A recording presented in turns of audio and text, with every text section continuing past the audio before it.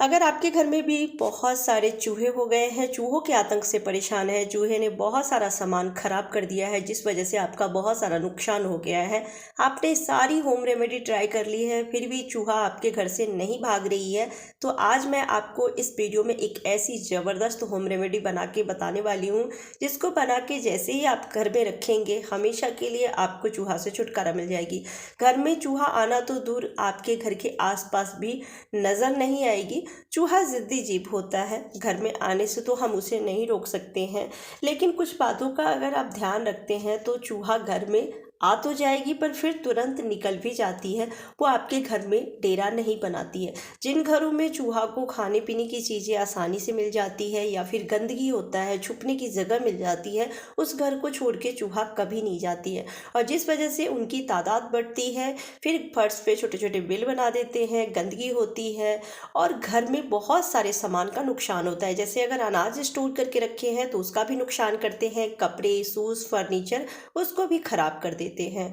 चूहा अगर घर में बहुत ज़्यादा है तो आप इससे बीमार भी पड़ सकते हैं, क्योंकि आप देखते होंगे अगर चूहा घर में है तो सबसे ज़्यादा किचन एरिया में दिखाई देती है, जिस वजह से गंदगी होती है। धुले हुए बर्तन पे, किचन काउंटर पे अगर चूहा घूम रही है, वहीं पे हम खाना बना रहे हैं, तो हम उससे बीमार पड़ सकते हैं। इसलिए चूहा को घर से बाहर भगाना बहुत ज़रूरी है। तो चलिए रेमेडी तैयार कर लेते हैं। इस रेमेडी को बनाने के लिए हमें चाहिए मैदा।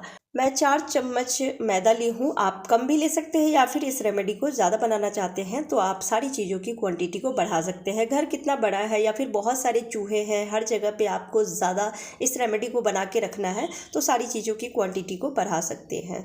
मैं 4 चम्मच मैदा ली हूँ और 3 मीठी बिस्किट ली हूँ। आप कोई भी मीठी बिस्किट ले लीजिएगा, जिससे कि रेमेडी में थोड़ी सी मिठास हो जाती है और बिस्किट की खुशबू भी तेज़ होती है। तो जैसे ही आप रेमेडी में बिस्किट रखेंगे तो इसकी खुशबू से चूहा कहीं भी बिल में छुप के बैठी होगी तो वो निकल के आएगी इस रेमेडी को खाने के लिए, और खाने के बाद उसकी बॉडी में रिएक्शन होगी। अभी तो मैं इसमें कुछ भी ऐसा मिक्स नहीं की हूँ, लेकिन अलग से एक ऐसी रेमेडी तैयार करूँगी जिसे खाने के बाद चूहा की बॉडी में दिक्कत होगी।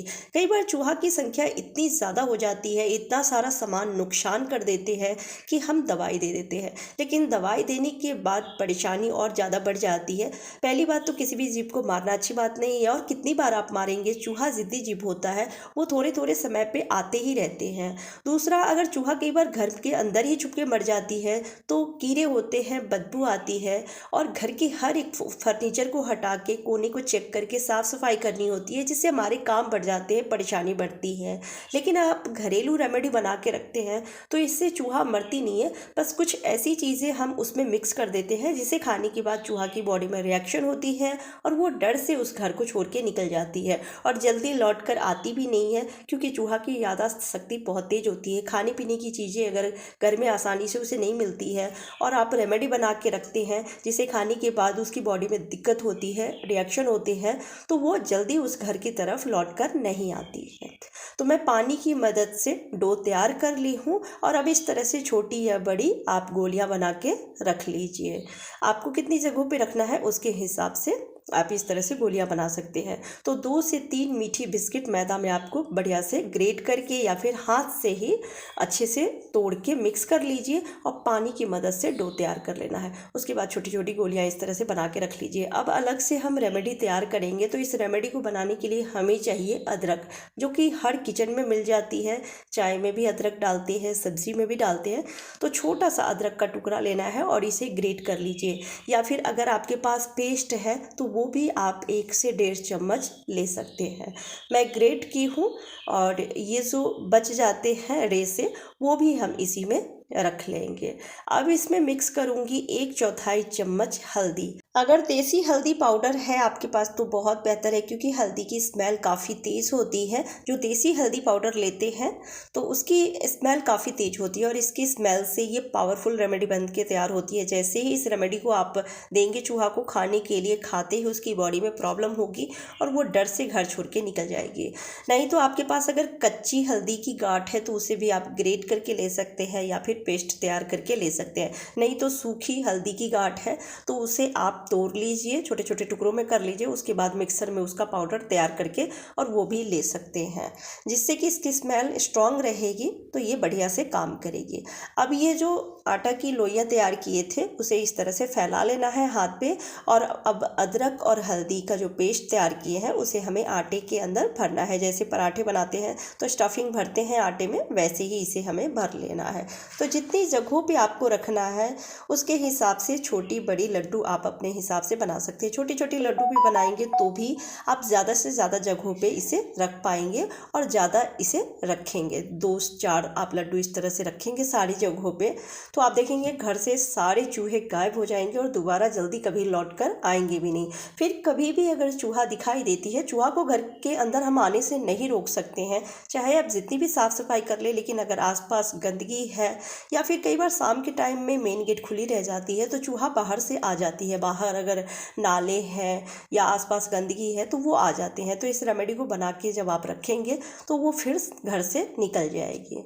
बहुत ही बढ़िया ये काम करती है। तो इसे सबसे पहले तो मैं रखूँगी किचन में, क्योंकि अगर चूहा घर में है तो किचन एरिया में ज़्यादा घूमते रहती है, क्योंकि खाने पीने की कुछ चीज़ें उसे मिल भी जाती है, खाने पीने की खुशबू आती रहती है, तो उसकी खुशबू की वजह से वो किचन में घूमती रहती है। तो इस तरह से आपको 2-4 लड्डू किचन में रख देने हैं, क्योंकि किचन एरिया ज़्यादा बड़ी होती है तो गैस स्टोव के पास या फिर जहाँ पे बर्तन रखते हैं, ग्रॉसरी का सामान रख रहे हैं, डब्बों के बीच में आपको एक एक लड्डू रख देने हैं।